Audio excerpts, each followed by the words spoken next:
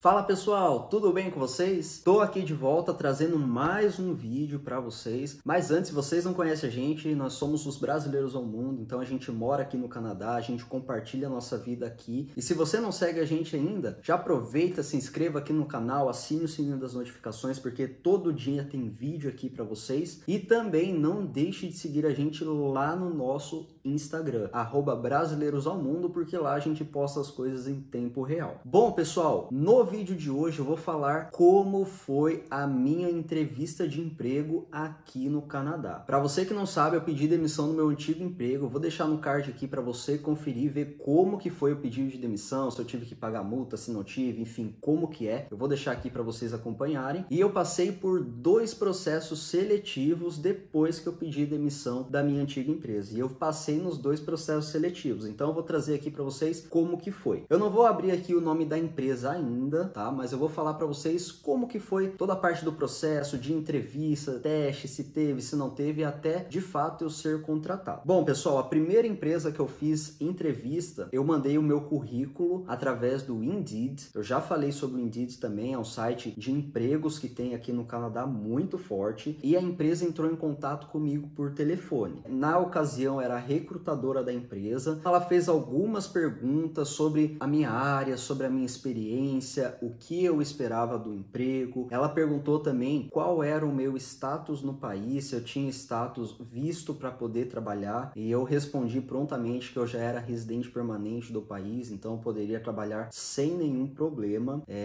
E assim, esse primeiro contato foi um contato mais light, podemos dizer, isso da primeira empresa. Então ela fez algumas perguntas simples, básica, perguntou se de fato eu estava disposto a essa oportunidade, eu falei que sim. Ela explicou um pouquinho em relação aos horários da empresa, eu concordei, e depois ela falou que iria mandar para mim um e-mail para eu poder fazer testes de aptidão, porque eu apliquei para vaga comercial. Então eu voltei para casa no mesmo dia, e no outro dia cedo eu entrei no e-mail e já estava lá o e-mail de teste. Então esse teste era um teste lógico, então eu tive que fazer no meu computador. Se eu não me engano, era um teste de 1 hora. Então nesse teste tinha algumas perguntas de área comercial. Por exemplo, eles colocavam situações. Você é um vendedor de tal ramo e o cliente precisa de tal produto. Qual ação você tomaria para ajudar o cliente a comprar tal produto? Então eu tinha que escrever o que eu faria. Teve questões onde tinha tempo, então era questões de eu resolver tipo puzzles. Tinha uma imagem, tinha o vendedor e tinha as falas, e eu tinha que linkar as falas de acordo com o que eu achava que seria mais interessante para aquela ocasião e para aquela situação. Então esse puzzle, pessoal, confesso que foi bem difícil, eu tive que fazer sozinho, não tem em português, para você que já ia perguntar aqui no comentário, então é tudo em inglês, tá? Enfim, pessoal, eu fiz o puzzle, fiz tudo lá, me matei para fazer, não entendi 100% do puzzle, confesso para vocês,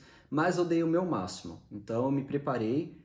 Eu não sabia que teria puzzles, para ser bem sincero com vocês, mas eu me preparei, dei o meu máximo e consegui fazer. Depois disso, a recrutadora entrou em contato comigo, acho que um dia depois. Ela falou que eu tinha passado nos testes de aptidão, esses testes mais de puzzle, de resolver essas questões. Ela falou que eu tinha passado. E nesse momento, pessoal, na verdade, na primeira ligação, eu esqueci de falar com vocês, ela falou de salário, falou, acho que dos horários, acho que eu comentei os horários para vocês. Mas ela falou salário, falou os horários, enfim, falou tudo da empresa no primeiro momento. Daí fiz o teste e no terceiro momento ela falou que eu já estava contratado. Então ela passou mais um e-mail. Nesse e-mail era como se fosse um portal para eu poder anexar os meus documentos. Então eu tive que anexar o meu residente permanente para comprovar que de fato eu já era residente permanente do país e que eu estava à disposição para poder trabalhar no país. Então é muito importante isso. Se você está aqui, você vai mandar o seu work permit, o seu residente permanente, sua cidadania, se você tiver, enfim, não sei se você é cidadão. Enfim, você vai mandar o documento que você pode trabalhar no país. Essa vaga também era uma vaga full-time, então era full-time job. Beleza, nesse e-mail ela mandou lá, eu coloquei comprovante de banco, extrato de banco, porque você vai receber o dinheiro através do banco. E, pessoal, basicamente foi isso, tá? Nesse primeiro emprego, acho que não teve assim muita... Teve a parte difícil, tá? que foi justamente os puzzles. Na conversa com ela pelo telefone foi aproximadamente aí uns 10 minutos.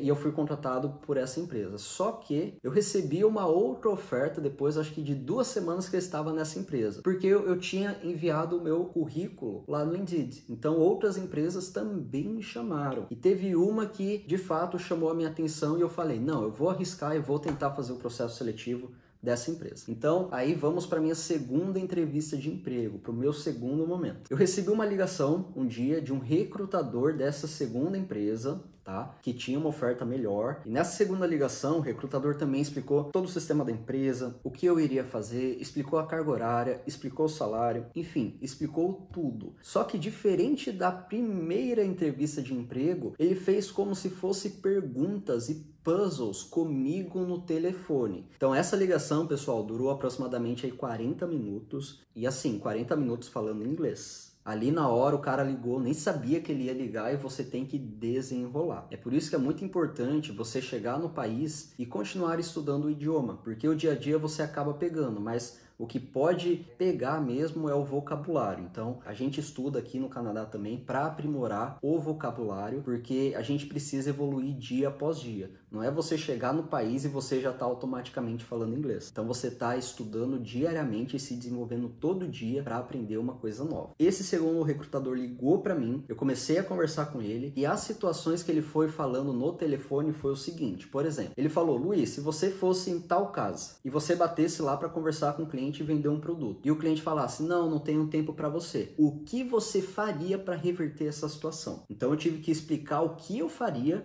para reverter essa situação em inglês. Então, basicamente eu falei que eu iria agradecer o cliente e falei também que eu estava ali por uma ocasião especial, que eu traria boas notícias para ele, perguntaria educadamente se ele teria 2 minutinhos só para eu explicar a situação para ele, explicar o motivo de eu estar lá. E assim, essa resposta para o recrutador foi bem importante. Então ele gostou bastante dessa minha resposta. Eu acho que ele esperava isso de uma pessoa que é ligada a vendas, porque simplesmente se você está vendendo algo, está se dispondo a vender algo e um cliente fala não, você não pode virar as costas e simplesmente sair, deixar o cliente de lado.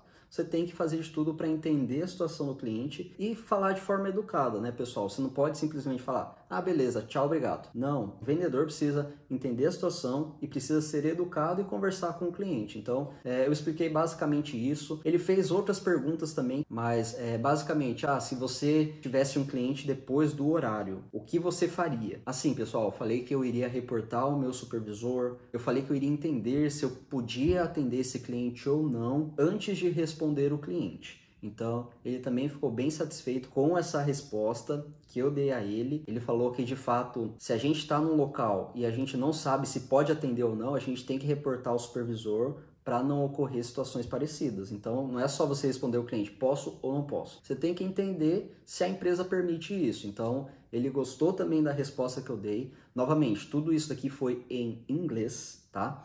E depois de aproximadamente 40 minutos conversando com ele, ele perguntou também se eu estava à disposição para trabalhar para a empresa. Ele perguntou o meu status no país, se eu tinha work permit, open work permit, ou residente permanente, ou se eu era estudante. Enfim, ele fez essas perguntas básicas e eu falei para ele, passei as informações do meu primeiro atendimento com ele, né, com o recrutador, e ele falou, Luiz, agora eu vou agendar com o seu possível chefe. Então vai ser uma reunião e você vai fazer com ele via Zoom, tá bom? Daí eu falei, beleza. Daí ele foi, passou o link e eu acho que 2 dias depois eu participei da entrevista com o meu chefe, tá? E aí, pessoal, vai o script lá que eu falei para vocês. Fale sobre você mesmo, sobre o que você faria e sobre as experiências que você tem no passado, que são interligadas a essa área, é claro. Então, na reunião com o meu chefe, eu comecei me apresentando, falei um pouco de mim, falei que eu não era do Canadá, que eu era do Brasil, que eu imigrei recentemente, mas que eu já era um residente permanente do país,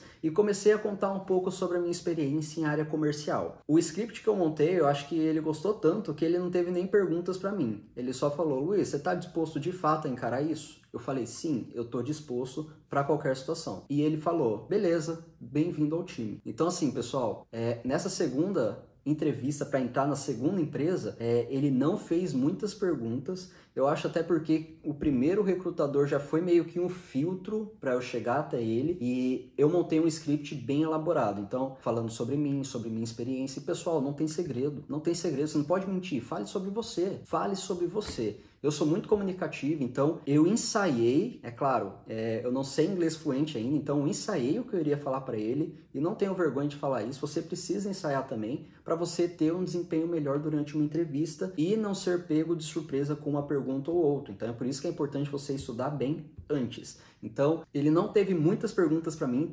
só foram duas, né? Na verdade, ele perguntou se eu estava disposto e depois ele falou: bem-vindo ao time, você está contratado. E assim, pessoal, depois disso, o primeiro recrutador lá mandou as informações via e-mail para eu acessar o portal e enviar a minha documentação para eles para poder começar. Então, eu queria passar para vocês como que é esse processo seletivo. É claro que cada empresa tem o seu tipo de processo. No meu caso, foi tudo remoto, tudo à distância. Eu acho que também devido a toda essa situação que ainda estava acontecendo. Mas eu quis trazer para vocês como que funcionou, como que foi o procedimento, o caminho, o que eu fiz antes, o que eu fiz depois e como eu entrei de fato em 2 empregos em um curto período de tempo, tá?